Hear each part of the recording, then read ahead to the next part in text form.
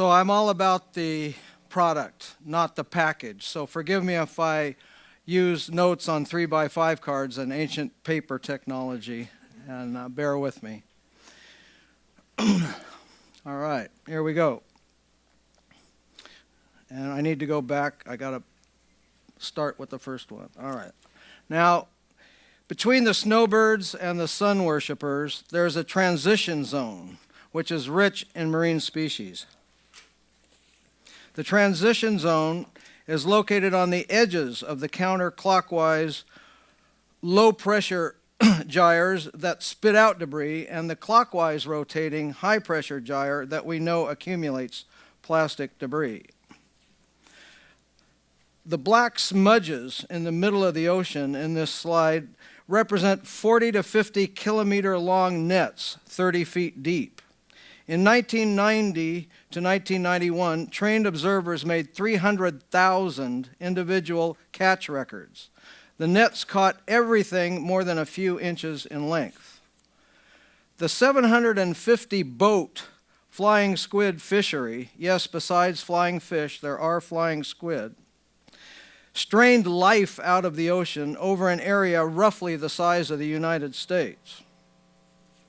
The southern edge of the flying squid drift net fishery overlaps the North Pacific Gyre's trash convergence zone as depicted in this National Oceanographic and Atmospheric Administration map.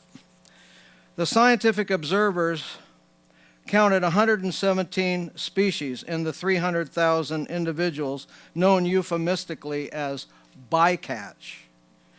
There were no reef fish. Tunas, salmon, swordfish, no reef fish. I've spent many days sampling and observing the eastern part of this transition zone a decade after this study was completed. Each dot here represents a trawl sample I took at the ocean surface. 10 years later, reef fish have arrived in caulking tubes, with soap bottles. Note the nibbled edges of the bottle correspond with the size of the triggerfish's mouth. The Hawaiian sargent is now common, a typical Hawaiian reef fish. The scrawled or scribbled filefish is normally found in tropical reefs to 120 meters deep. This fish was found in water 3,000 meters deep. The deep ocean is remarkably uniform in color. Why would a lie-and-wait predator like the frogfish that can change colors to match the background be in the middle of the ocean? Answer, because we have changed the ocean dramatically. Plastic waste mimics food. Did you know that salps, which are chordate jellies, have animal cellulose that feels and looks like plastic wrap? A black plastic trash bag as the mothership. Soap bottle townhouse. My colleague, Dr. Marcus Erickson, watched this 5-week-old fish develop under his raft. This was the alpha male. It was out in front of his junk raft that drifted to Hawaii. And its plastic diet was obtained well outside the gyre's convergence zone. I found these rainbow runners kicking it in the crib in the transition zone. Note the coral starting to grow on the plastic crate. A derelict fishing buoy has become a miniature coral reef.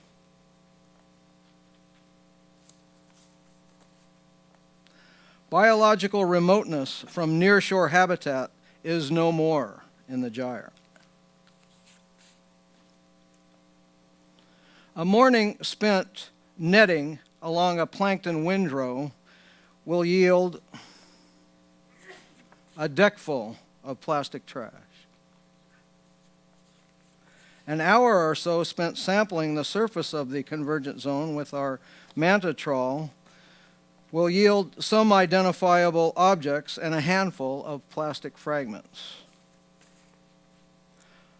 A night sample produces lanternfish that have come up to the surface to feed from the dark depths where they hide from predators during the day. Here they are in a Pyrex casserole dish that would fit in your oven. Lanternfish are the size of your fingers. The little photophores, or lanterns, glow in the dark.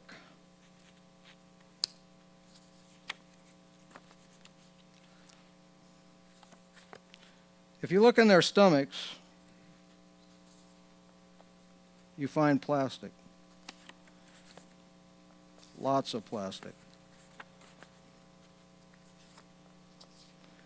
In some fish, there are more pieces of plastic than natural food.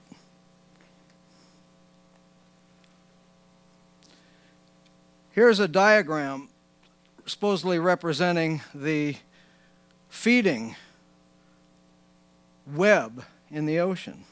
The question is, where is plastic in this diagram? The answer is at every level, but never mentioned. In future, we can't take seriously any depiction of food resources in the ocean that doesn't describe plastic as one of those resources. Watch the plastic go away from its civilized sources. Asian debris heads directly for the convergence zone, while American debris heads out past Cabo San Lucas, eventually forming the western patch off southern Japan, while Asia's waste populates the eastern garbage patch. What happens in China doesn't stay in China.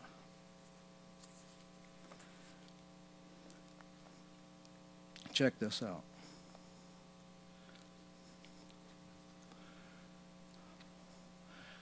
Eastern garbage patch, western garbage patch, very mobile. For all of those that want to get out there and clean up this mess, realize that this is a moving system. It's not something that's going to wait for you. It's going to be on its way, and it's going to be very variable. This represents plastic dropped every 10 days from Asian coasts, populating the North Pacific Ocean. Extremely dramatic video done by a man whose life's work was to model Pacific Ocean surface currents. So you can see from having watched that first stop is Hawaii. Then Oahu. Then to Oregon.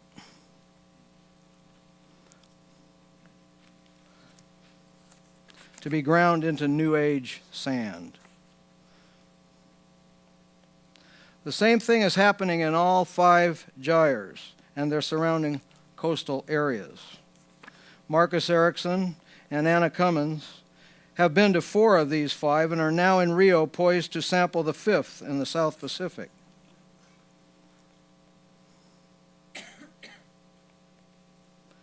Plastic trawled up with fish and plankton is in this sample from the North Atlantic gyre, and windrows of debris were found there.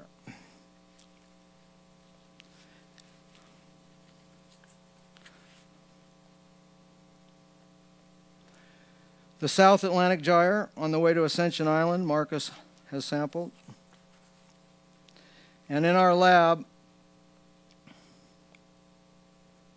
there's the South Atlantic gyre. In our lab, Gwen Lattin and Ann Zellers analyzed the samples. Here's a map with greater densities of plastic debris indicated by larger circles. Now, we've sampled this area where those large circles are in 1999 and then come back again in 2008 and 2009. In 1999, we found 6 times as much plastic as plankton in this area. In averaging the winter of 2008 and the summer of 2009 together, that ratio of 6 to 1 has gone up to 36 to 1. 36 times more plastic by weight in this area than natural zooplankton food. We screen and sort the sample, and 5 millimeter on the left to 1/3 of a millimeter on the right. Now, from a human lifetime perspective, plastic waste in the ocean never goes away. It just gets smaller and smaller, eventually becoming individual molecules of plastic before anything can eat it. Perfect size for filter feeders. These are those salps I talked about, those chordate jellies with animal cellulose. They don't see or smell or taste their food. But those particles are also just fine for turtles that do. This baby was killed by plastic fragments blocking its pylorus. It couldn't eliminate natural products of digestion. A Velella, which is a by-the-wind sailor jellyfish cruising the temperate waters of the world, bumps into plastic fragments and coats them with its tissue like an oyster making a pearl on a grain of sand.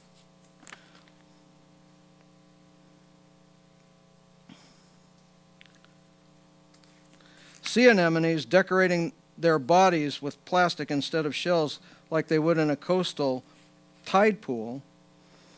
All it takes for a deep ocean tide pool is a scrap of plastic. Microscopic particles we can't see are the anemone's natural food. Plastic particles eventually become the right size to be ingested by small creatures like this. But large animals are also impacted. This whale washed up on a West Seattle beach this year. Our own California, Eastern Pacific gray whale, a mysticeate whale that feeds by filtering the mud at the bottom of the ocean through its baleen, looking for tiny little invertebrate organisms, had this in its stomach. Pair of sweatpants, golf ball, these are things that would be found on the bottom mixed in the mud. They're heavier than water. Small towels, duct tape, and surgical gloves. Let's start at the local level to fight the plastic plague. Let's stop wrapping our food in plastic. The community-supported agriculture CSA box I produce for my subscribers at my Central Long Beach urban farm is plastic-free. But my soil isn't. In the same way the ocean can't be cleaned of all the plastic, neither can my soil. Little bits of it escape my best efforts at control. But you know what? Some have even decided that this is a good thing, like Waste Away Enterprises in Tennessee. This image depicts the process of taking unsorted garbage, grinding it up, removing the metals, sterilizing it with high-pressure steam, mixing it with peat moss, and then returning it to the soil as a soil amendment for golf courses and nurseries. And what you see in the lower right is a proof that this is beneficial by showing that the nutrients in that accelerate plant growth. And as a matter of fact, a colleague of mine has found that different types of plastic do indeed affect plant growth. She's got a grant from the EPA to test different soil media amended with different types of plastic, and found that certain plastics retard, certain others accelerate, and certain others are more or less neutral. So all plastics are extremely bioactive in the plant world as well as the animal world.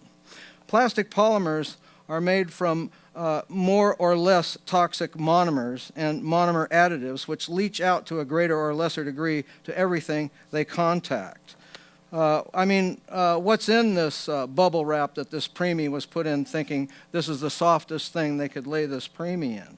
What's in that cap, that woven polyester cap that baby's wearing? You know, when it comes to plastics and the chemicals in plastics, that amount leaching out a little bit can go a long way, because modern medical science understands that the old adage of the dose makes the poison is not working as a descriptor for problems associated with chemicals. The idea that only high levels matter, that it's by brute force, that if you increase the dosage you'll get a greater reaction, is not always true. What we're finding is that background levels, things that we had been accustomed to calling normal, are having biological effects. Now the dictum has changed from the dose makes the poison to the timing makes the poison. Little babies, pregnant women especially, are open to tiny doses in the parts per trillion, parts per billion range to affect development. And when we think, it's just big amounts of poison, the fact that we all have this body burden now, Anna Cummins, who's sailing with Marcus to the South Pacific Gyre, had her body burden tested. She wants to become pregnant, have a baby. She was shocked to find that her vegetarian lifestyle and her environmental consciousness had no effect on the 100+ industrial chemicals that were in her serum that were unknown before 1950. This body burden is now concerning all of us, and all of us are unable to determine its meaning because science hasn't advanced to the point of giving us information about this combination, this synergistic combination of industrial chemicals we all carry with us. Now, I recently spoke in Canada, and Canada is the first nation to have declared bisphenol A, which is a very common chemical in plastics. It's in food can liners, dental fillings, sunglasses, DVDs, water coolers, auto parts, sports equipment. It's still legal in the United States. It does things you haven't heard about, like interfere with maternal instincts, okay? Paola Palanza in Italy has exposed her lab rats to bisphenol A, and she's found that they spend less time nursing, less time retrieving babies to the nest, and more time out of the nest. It's a behavioral modification to have all these chemicals in your body. Something to think about.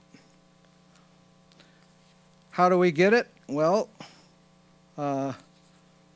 we get it from every bit of seafood in Singapore. A study was done and found every single bit of seafood, no matter what type, had bisphenol A in it. How much bisphenol A are these kids getting? What else are they getting? Plastics do leach into whatever medium they come in contact with, those chemicals which used in their manufacture. The monomers that make up the polymer are never 100% converted into the polymer and bound as such. So when they touch the media in which they come into contact, those monomers can leach out to a greater or lesser degree.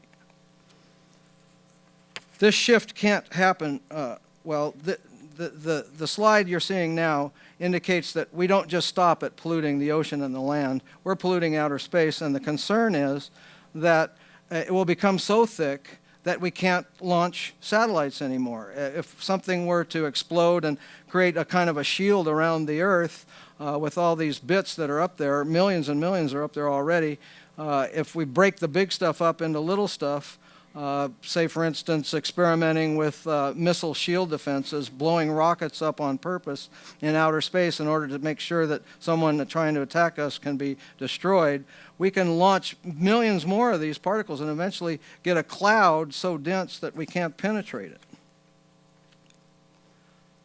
So this shift can't happen fast enough. We really have to stop thinking a super fund is going to take care of our problems and begin thinking things through, thinking product side effects through, thinking environmental damage through from every new product. It's the only responsible thing to do. So we ask the question, how big is your plastic footprint? How big is the plastic footprint from those products that you're purchasing? Now, we're often urged to give recycling a chance. But is this the kind of recycling we want to see? This is what's being practiced in the landfills and oceans and coastal areas of the world. And this is not my idea of how to deal with our products to make them cradle to cradle. This is not an image that I want to see, but you can remove the question mark. It is the image of the real world we live in today. So how are we going to fix it? I mean, can we expect science to technologically improve products to where they're not a problem for nature? Don't count on it. It has a very poor track record. It's always behind the curve. We really need a movement that will stop in its tracks the plastic juggernaut that is damaging the world and its resources. And I thank you all for being here as part of that movement. Thank you very much.